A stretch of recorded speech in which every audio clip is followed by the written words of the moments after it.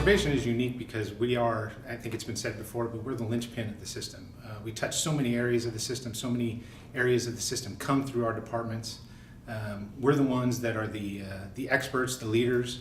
We're the first ones to use evidence-based programs in dealing with individuals. Ultimately, we're the piece of the system that without us, it would just break.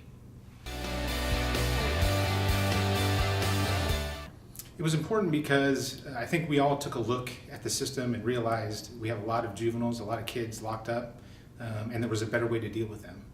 We found those ways to deal with them through those evidence-based programs, through those evidence-based practices. We determined and really looked at ourselves as how we can better serve these kids, their families, and ultimately the funding that came to us, to the locals, allowed us to secure and have the resources in place to deal with these individuals. We're a small county, so we're not heavy users of the state system as far as the Division of Juvenile Justice. But when we do send kids there, there's a reason and a purpose behind it.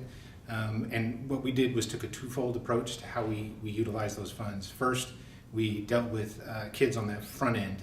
We looked at truancy and looked at that as an early sign of problems and things to come.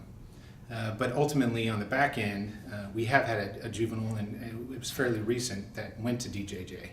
And doing parole supervision on that case for an offender that committed a rape, molested his two younger siblings, it was quite a challenge in prepping for that individual to return to our community.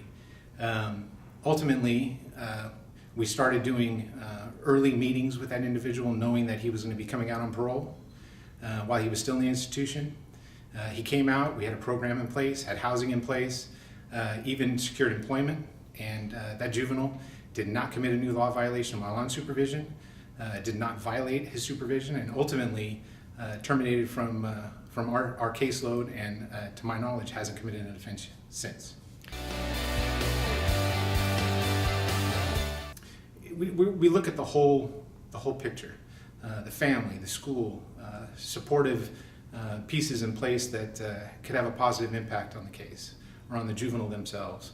So it's really a holistic approach that we take in Edgewater County. It's also looking at the system and where that juvenile best fits into the system, and ultimately trying to deal with the case. I think it's important for people to attend because it's going to give those attendees a look at where we were, a look at where we are, and a look at where we're going.